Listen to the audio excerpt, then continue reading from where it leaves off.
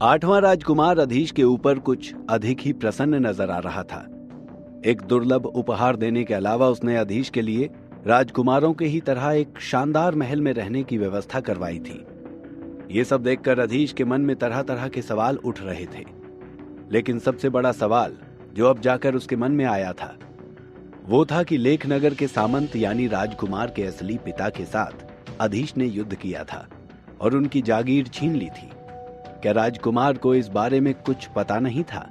और यदि वो सब कुछ जानता भी था तो आज उसने इस बात का जरा सा भी जिक्र क्यों नहीं किया? क्या था आठवें राजकुमार ललितादित्य का असली चेहरा? महल में प्रवेश करते ही अधीश ने एक बार फिर अपनी दिमागी शक्ति से पूरे परिवेश की जांच की। चारों ओर सन्नाटा था और पूरे विशाल आवास में उनके अलावा कोई नहीं था। इससे भी बड़ी बात यह थी कि उसने इस पूरे समय में किसी भी मानसिक शक्ति की जासूसी नहीं की थी। इसने संकेत दिया कि आठवां राजकुमार अब उस पर भरोसा करता है। गुरु सूर्यभान के राजनगर आने में अभी पूरे 10 दिन बाकी थे। इस अवधि में अधीश के पास 2 विकल्प थे, जिनमें से एक था मोकरा औषधि का सेवन और फिर गहरी नींद में जाना। हालांकि राजकुमार ने भरोसा दिलाया था कि वो इस महल में बिल्कुल सुरक्षित रहेगा, लेकिन कोई भी निश्चित रूप से नहीं कह सकता था कि भविष्य में क्या होगा। अपरिचित स्थान पर मोकरा औषधि का सेवन करना खतरे से खाली नहीं था। औषधि पीते ही वो गहरी नींद में सो जाता था। एक बार जब वो गहरी नींद में सो गया तो अधीश किसी खतरे का कोई विरोध नहीं कर पाएगा। इसके अलावा जो दूसरा काम वो कर सकता था वो था एक और तीसरी श्रेणी के मंत्र को स्थिर करना। प्रकाश नगर से आने से पहले उसने अच्छी खासी मात्रा में मोकरा औषधि का सेवन किया था। इसके अलावा नारायण का संयुक्त यंत्र भी लगातार उसकी मानसिक क्षमता में वृद्धि कर रहा था। इसलिए इस समय उसके पास जबरदस्त मात्रा में दिमागी शक्ति जमा हो चुकी थी, जो कि अंध भंवर के निर्माण के बाद भी एक और मंत्र के लिए पर्याप्त थी। अधीश ने आठवें राजकुमार द्वारा दी गई किताब को एक बार फिर विस्तार से पढ़ा। इस किताब में दिए गए तृतीय स्तर के विभिन्न प्रकार के मंत्र वास्तव में अद्वितीय और शक्तिशाली थे, पूरी तरह से मंदार के तीसरे स्तर के मंत्रों के बराबर थे। फिलहाल मंत्र जो अधीश की क्षमताओं को तेजी से बढ़ा सकते थे वे अग्नि प्रकार, पवन प्रकार और पृथ्वी प्रकार के मंत्र थे, जो उसकी अंधेरी शक्तियों के अनुरूप थे। अभी के लिए अधीश पवन प्रकार के मंत्रों पर विचार नहीं करने वाला था। आखिरकार अधीश का पवन दीप्ति मंत्र अधिकांश खतरों का मुकाबला करने के लिए पर्याप्त था। अब केवल अग्नि प्रकार और पृथ्वी प्रकार के मंत्र रह गए और इन दोनों प्रकार के मंत्रों की अंधेरी शक्तियां पहले से ही उसके पास थीं। भले ही वो कोई भी मंत्र विकसित करे, ये उनका शक्तियों में इजाफा ही करेगा। अग्नि प्रकार के मंत्रों में ज्वाला निपात था। एक बार तीसरे स्तर के मंत्र का निर्माण हो जाने के बाद उसकी आक्रामक शक्ति और भी अधिक शक्तिशाली हो जाएगी, यहाँ तक कि छठे स्तर के मांत्रिक को भी नुकसान पहुंचा सकती थी। पृथ्वी प्रकार के मंत्रों के लिए अंधेरी शक्ति का मंत्र पृथ्वी शरण था। एक बार तीसरे स्तर के मंत्र का निर्माण हो जाने के बाद इसकी रचनात्मक ताकत एक महत्वपूर्ण उन्नयन से गुजरेगी। राजनगर जैसी शत्रुओं से भरी जगह में ये सभी पक्षों के खतरों से पर्याप्त रूप से बचाव करेगा।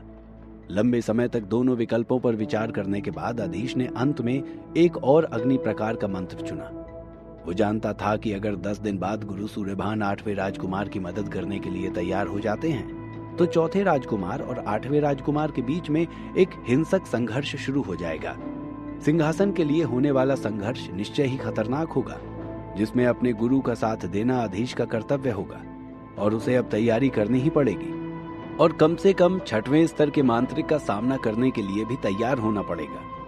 इस प्रकार अग्नि प्रकार के मंत्र का निर्माण अधीश का एकमात्र विकल्प बन गया।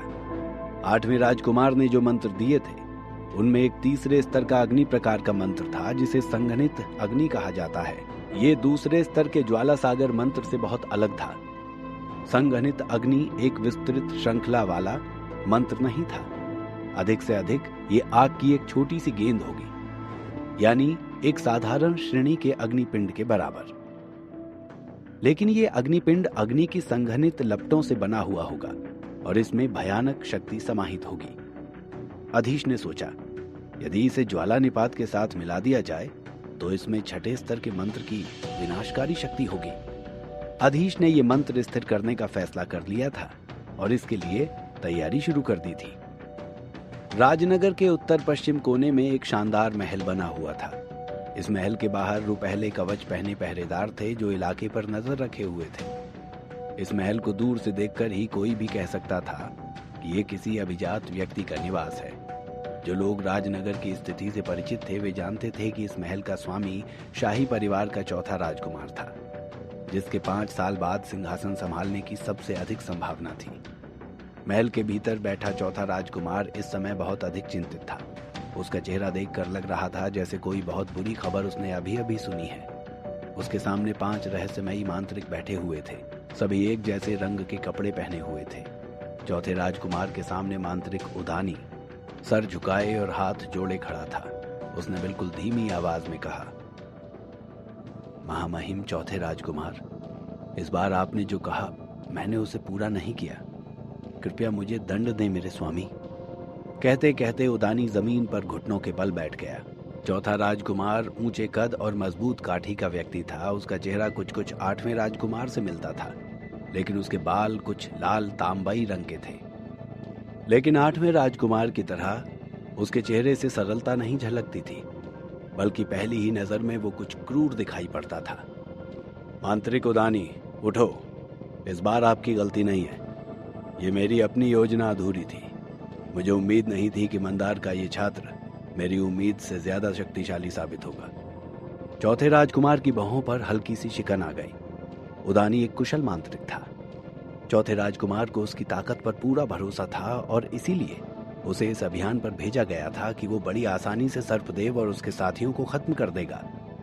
लेकिन अधीश के कारण उसकी उम्मीद पर पानी फिर गया था। मांत्रिक उदानी ने धीरे से अपना सिर उठाया और सावधानी से कहा, महामहिम चौथे राजकुमार, अधीश की शक्तियां वास्तव में इतनी मजबूत नहीं हैं। सबसे अच्छे रूप में वो 5वें स्तर के मांत्रिक के बराबर है। ये सुनते ही चौथे राजकुमार के चेहरे पर आश्चर्य के भाव आ गए। फिर ये कैसे हुआ उदानी कि तुम्हें वहां से पीठ दिखाकर भागना पड़ा? इस बार उसकी आवाज में थोड़ा क्रोध था। उदानी ने जल्दी से जवाब दिया, अंधेरी शक्ति का मंत्र महामहिम। अधीश के पास एक नहीं बल्कि कई ऐसे मंत्र हैं और इसी कारण हम सब मिलकर भी उसका सामना नहीं कर सके और जेलेना को अपनी जान से हाथ धोना पड़ गया। ये सुनते ही चौथा राजकुमार गहरी सोच में पड़ गया। अधीश जैसे मामूली छात्र के पास इतनी शक्तियां, फिर भी उसने मेरे रक्षकों के साथ टकराने की गलती की है। उसे सजा मिलकर रहेगी। यदि एक बार ये अंधेरी शक्ति के मंत्र उससे दूर हो जाएं, तो उसे हराना मामूली बात होगी। उसने उदानी से पूछा, क्या तुम्हें पता है कि 8वें राजकुमार ने सर्पदेव और बाकी लोगों को प्रकाश नगर जैसे दूर और साधारण स्थान पर क्यों भेजा था? उदानी अंदर से कांप गया और गंभीरता से कहा, माननीय चौथे राजकुमार, मैंने मामले की जांच की है। अधीश का पता लगाने के लिए 8वें राजकुमार ने सर्पदेव और बाकी को प्रकाश नगर भेजा था। अधीश मंदार में मांत्रिक सूर्यभान का सबसे प्रतिभाशाली छात्र है। 8वें राजकुमार का असली उद्देश्य स्वयं स्पष्ट है। चौथा राजकुमार चौंक गया। यह सब मांत्रिक सूर्यभान को अपनी ओर मिलाने के लिए किया गया है। उदानी ने सर हिलाया। एक ठहराव के बाद चौथे राजकुमार के होठों पर एक ठंडी मुस्कान फैल गई। मेरा वो भयानक छोटा भाई कितना भोला है। वो केवल सूर्यभान ही है तो क्या हुआ अगर उसने 7वें स्तर के मांत्रिक को मार दिया? अंततः वो केवल 6ठे स्तर का मांत्रिक है, जबकि मेरे पास मांत्रिक तपन और मांत्रिक मदन है। ये दोनों मांत्रिक शक्तिशाली 8वें स्तर के मांत्रिक हैं। तभी उसके सलाहकारों में से एक ने कहा, 8वें राजकुमार के पास और कोई चारा भी तो नहीं था। आपकी तरह उसके पास अच्छे मांत्रिक नहीं थे, भले ही उसके पास एक बड़ी सेना है। मुझे तो लगता है अब आप अधिक सोच विचार ना करें और जितनी जल्दी हो सके एक ठोस कदम उठाएं। चौथा राजकुमार फिर मुस्कुराया और बोला, मांत्रिक तपन और मांत्रिक मदन के आते ही मैं हमला कर दूंगा और सबसे पहले उस दुष्ट अधीश को सबक सिखाऊंगा। फिर चौथे राजकुमार ने अपने ठीक बगल में बैठे एक मांत्रिक से कहा, मांत्रिक इलेश, इस बार ये जिम्मेदारी मैं आपको सौंपता हूं। 7वें स्तर के मांत्रिक इलेश ने सम्मान पूर्वक कहा, दास आपकी सेवा में हाजिर है राजकुमार। इसके साथ ही 7वां मांत्रिक इलेश तेजी से घूमा और तुरंत ही कमरे से बाहर निकल गया। मांत्रिक उदानी ने 7वें मांत्रिक इलेश की लुप्त होती आकृति को देखा और राहत की सांस ली। चौथा राजकुमार भी मुस्कुरा रहा था। हालांकि उसकी मुस्कान में व्यंग भरा हुआ था। उसने कहा, अरे मेरे भोले छोटे भाई, तुमने शुरुआत में चुनौती देने की जहमत क्यों उठाई?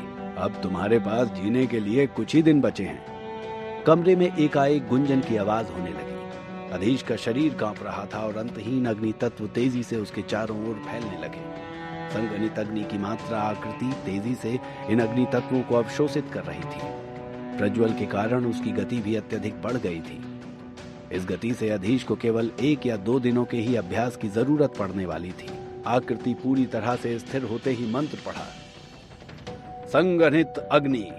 देखते ही देखते मुट्ठी के आकार के अग्निपिंड हवा में तैरने लगे। अधीश के नियंत्रण में ये लगातार मंडराता रहा। यह आश्चर्यजनक नहीं लग रहा था और इसका तापमान भी अधिक नहीं था, लेकिन अधीश जो निरीक्षण करने के लिए अपनी दिमागी शक्ति का उपयोग कर रहा था, अच्छी तरह से समझ रहा था कि अग्नि की इस छोटी सी गेंद में निहित शक्ति लगभग अकल्पनीय थी।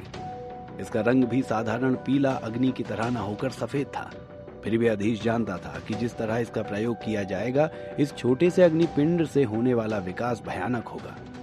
कुछ देर बाद अधीश ने उस अग्निपिंड को वापस खींच लिया और एक बार फिर मंत्र का अध्ययन करने लगा। 5 दिन बाद पूर्णिमा की रात आई। आसमान में चांद अपनी रोशनी बिखेर रहा था। अचानक अधीश की आंखें खुल गईं। उसे अपने शरीर के चारों ओर एक असहज शक्ति महसूस हुई और मन में बेचैनी होने लगी। विशेष रूप से अग्नि तत्व जो लगातार घूमता रहता था, बहुत जीवंत दिखाई देने लगा। क्या हो रहा है? लगता है प्रज्वल का दबाव बढ़ रहा है। अधीश की बेचैनी वास्तव में प्रज्वल के कारण ही थी। कभी कभी यह दबाव बढ़ जाता था, लेकिन आज ये कुछ अजीब ही था। अधीश बिस्तर से उठकर खिड़की के पास आ गया और आसमान की ओर देखने लगा। चांद को देखते ही उसे कुछ याद आ गया। सर्पदेव ने कहा था कि पूर्णिमा की रात वो मीनार और भी रहस्यमय दिखाई देती है। क्या ऐसा हो सकता है कि प्रज्वल में होने वाले इस परिवर्तन का उस मीनार से कोई संबंध हो?